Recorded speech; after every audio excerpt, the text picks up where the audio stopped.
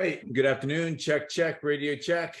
So welcome. Thank everybody for taking time out of your calendar to hop on. Without further ado, the topic is rear view mirror, right? We're looking in the rear view. We're saying, hey, everybody is like, hey, what's the market doing now? But part of being a guide is understanding weather patterns, understanding currents, understanding trends. So this has been a strategy or a topic that I've shared monthly, and we try and be pretty consistent. We're not always 1 month off or 1 month behind. So this one will be about 2 weeks back, but even though it says June 2023, it's actually for May of 2023. So, there's two components here. There's the monthly snapshot and then year to date. And, if you look at the May, you look at this and go, wow, not good news. But if you turn on the financial networks, you'll see that there's a lot of green today in the last few days. So remember, this is from a 30-day snapshot, May 1st to May 31st. And as you can see, your portfolio is probably reflected at the end of the month, a loss for most people.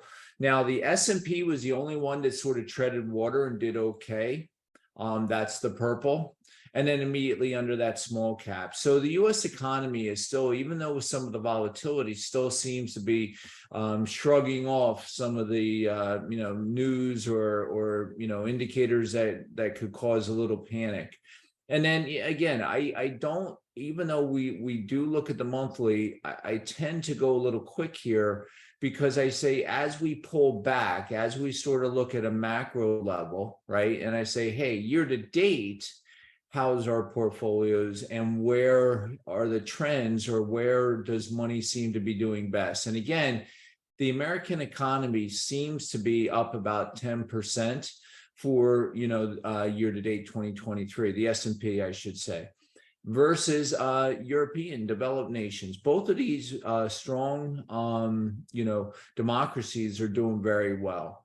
Emerging markets. So not only just China, but even, South Africa, Latin America, everything seems to be so far year to date better than last year. Let's put it that way. And then you have some, the small caps are still facing challenges. And then you have the Dow, right? So the industrial averages, real estate and commodities. And so, commodities last year was all the rage, right? It was the vogue holding.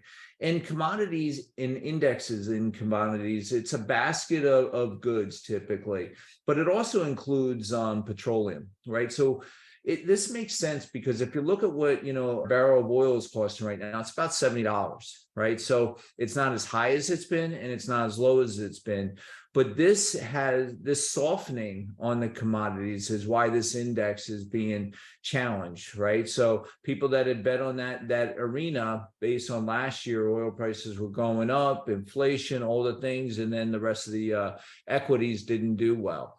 So as we look at the equities in general, we're looking at the first half of the year saying, hey, it's been okay. But this is where I want to start to share a little, at least just philosophy, or, I was listening to our chief investment officer today, and I had shared this at the beginning of this year, and he sort of touted it again, which was, 2023 by all sort of industry experts was projected to be a recessionary time. And what we think happened is that we predict it probably to be a little bit still coming, but probably a little bit later this year or the first quarter of next year. And you can see that with the volatility, but also, a lot of, if you take out some of these high flying stocks, these name brands, and start looking at the value stocks, they're under pressure, right? So I think right now, there's an old expression, sell in May and go away. And then or you buy back right around Halloween, right after Halloween, you hold from November to May 1st, May 31st, somewhere in that time frame, right? That's just a age-old tradition or expression. And sometimes there's wisdom with those things. I am cautious as to where the economy could go. There's a lot of uncertainty in the world, and it's not fear mongering. This is just observations. And so taking a little bit of a defensive strategy on a go forward basis may be prudent, right? So and the other side of that is the S&P has bounced back. It was at like 4,000 and it's up to 4,400. So, we still have a red line here. And so these three indicators, so you have your RSI relative strength index is the top indicator, right? And that has not reached an oversold or an overbought position. And then you have the moving average, 50 over 200. And, so this red line, so the black line is still pulling up, but if this crosses back over, we could see continued pressure downward, right? So we don't know where that's going to go.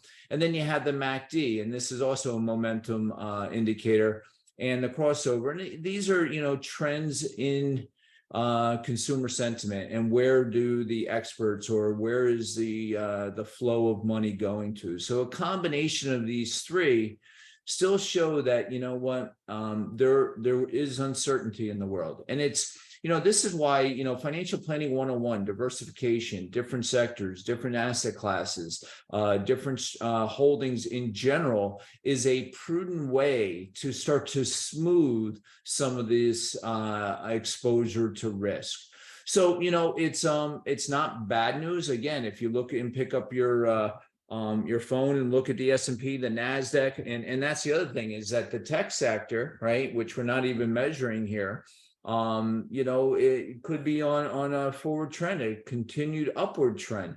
Got beat up the last 2 years, but now AI, all you hear about is AI, and that is one of the areas where you could start to see, right, a flow of money into one of those areas or sectors or indices. So just keep that in mind, right? Equity. So this is not the sky is falling. It's just observations.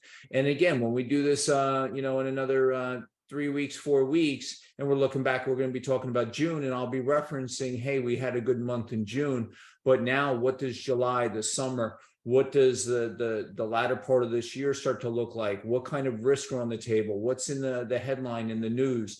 And, what's unemployment? What's inflation? What's going on with the banks? I mean, it's just an endless list of pressure that can cause these fluctuations. And that's why, I do these calls, is because this is so critical to have strategies in what we're doing. So we can't get so caught up in the day-to-day noise that we take our eyes off the long game, which is planning for income into the future, reducing tax risks, reducing market risk, reducing exposure, unnecessary risk as we start to move forward. So if you don't have some type of plan in place, and you're just saying, I'm going to sell because I'm nervous, I feel like the market's going to crash, it's probably not a good strategy. But now, as I move on to the income or the bond portfolios, right, we're going to start to look at, and again, this is not gloom and doom. It's not as bad as it was, but it's not great either. May was a little bit of a challenge for bond holdings. And so, the green is the total international bonds that figured at a big fat zero, goose egg. And then we started to move into, high yield munis were the next ones, right? And then all the way down until we get to the 20-year treasuries. So again, I'm going to pull out and do a macro view of where are we at year to date.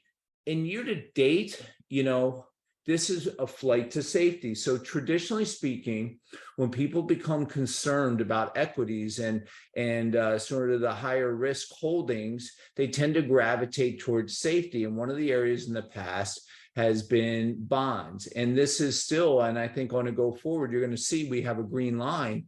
Maybe start to consider as we go forward that the yield can be there. Although in the last 2 weeks, we've seen a little bit of a pullback as well. So, having bonds as part of your holdings, as as traditional financial advisors tend to express, that we want to have, as we get close to retirement, maybe a 50-50 holding in bonds. And then if not bonds, bond alternatives, right? Things that are typically less subject to the volatility that we see day to day, right, in the equities market, but get some type of reasonable rates of return that we can get. And then if we can do so in a tax favored environment, those are the types of things that we like to promote on a go forward. So, again, the only thing I will say that the last one here is the gold is the high yield corporate bonds tend to be junk bonds, right? And if you're into treasuries, those tend to be a flight to safety. So as we're looking at some of these areas of saying what kind of bond holdings, you tend to want to go for more the name brand, steady eddies, proven companies that allow us to get predictable yield off our debt. So we see a green line here. So this means that typically we tend to have an upward trend in the bond section. So this is new. And now as we start to go forward, this is why you may start to see a flight to bonds. You might start to see a recovery in some of your bond holdings. If you have bond mutual funds or bond ETFs or even actual bonds, you will start to see a little bit of increase in valuation, because I think also the market has started to bake in, because we've had unprecedented amount of rate hikes since last year. I think the most since, in quite a long time, if I recall, I think it's since 1987, the most hikes that we've had, that this is, pleasant news to be able to say, hey, I can start to get a reasonable, safer rate of return versus the equity market. If you're still employed, you still have a 401k and you have the ability to shift, I'm not saying sell your equities. What I'm saying is maybe redivert some of your traditional weekly or bi-weekly contributions into some type of bond holdings. Wouldn't be the worst advice or the worst actions you could take. All right, so lastly, we're going to talk about the recession probability analytic tool. So this is up from 74 last month. And I am still, this is sort of supports what I was saying earlier, that there are storm clouds on the horizon. We are above 50 and have been since last year, right? So as we start to look at this, and this is why I was saying, although, it's like it takes a while for those storm clouds to roll in.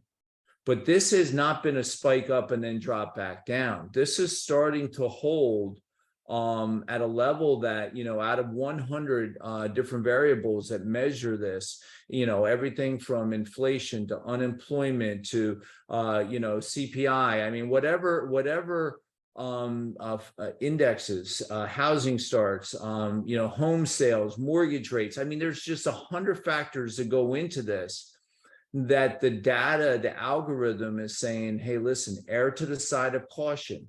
And that is, I think, prudent advice as we look forward to the end of this year, as Mark from the Chief Investment Officer of Brookstone was relaying to the field today and this week.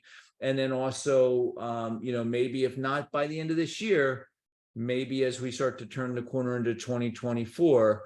So again, it's not panic, but maybe we start to shore up some of our holdings. So if the bottom falls out of the equities and we go back to some type of, 2008 or even a flash crash, right, where we lose 20, 30%, it's if we cannot go backwards, sometimes that's half the battle to make sure that we're staying on course. So these calls are designed just sort of to give you a non-emotional observation of what just happened, a rear view mirror approach towards finances. And then if you got questions, reach out to me. I'm happy to help. And then, the last thing I want to say is for all the fathers that are on here, and I think there's a couple. So happy Father's Day. It's this Sunday. So if yours is still with you, give them a hug, give them a call. Tell them you love them. If not, say a prayer, talk to them. I know they're watching over all of you. I want to thank all of you for taking time out of your busy schedules, and look forward to seeing you all next week.